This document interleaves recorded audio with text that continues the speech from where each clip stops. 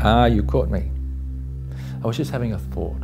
I was thinking about all the years that I've been researching this topic of meditation. And there are two questions that keep cropping up time and time again. It seems that no matter whether someone's been meditating for 1 year or 30 years, the same two questions keep coming up. And the first one relates to the really big topic of what's all this about? Why do I meditate? What's the eventual outcome of all this? But the second one is much more mundane and much more prevalent. And it's to do with thought. It seems that everybody has exactly the same issues when it comes to meditation. And that is that they believe the greatest impediment, the single thing that stands in their way when they're trying to have an effective meditation, is thought. Unwanted thoughts, things that come to mind, things that come and go, things that distract them, things that take them into other places. Now, I have a different view of thought because I don't think of thought as being a problem. In fact, I think of thought as being the one thing that makes your meditation what it is. Because it is thought, and the moment you recognize that you're having a thought, that makes your meditation powerful. Let me give you an example. When you go to a gym and you pick up those barbells, it is the weight of the barbells which creates the muscle effect, and that causes you to build muscle. And if there was no weight on the barbells, then you would build no muscle.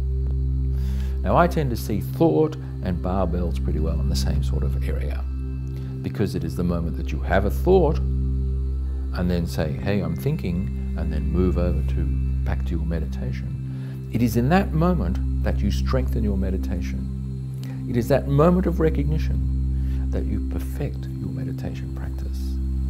It is that moment of recognition that is the difference between thinking and meditation. So thought is not an impediment to your meditation, but it's like the barbell. It is the thing that strengthens it.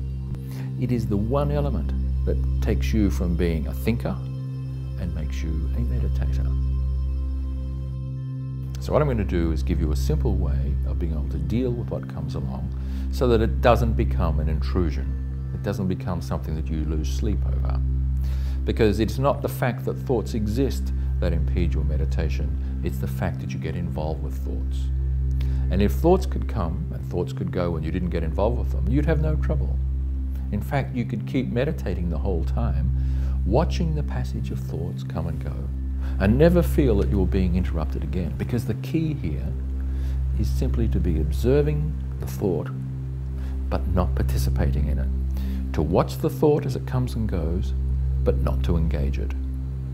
To witness it, to see it come, to see it go.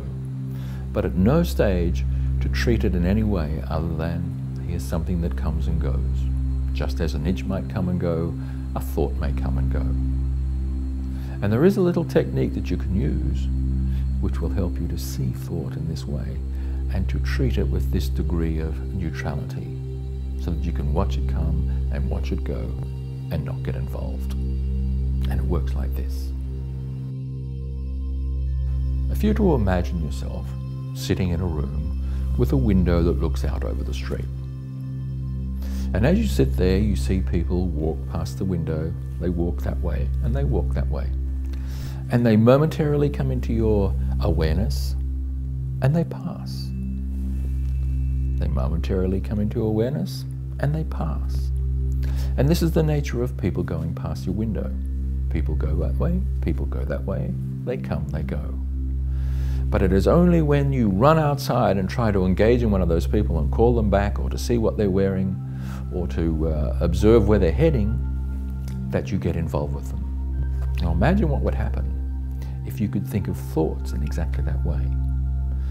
They come past the window and they go. Another one passes and it goes.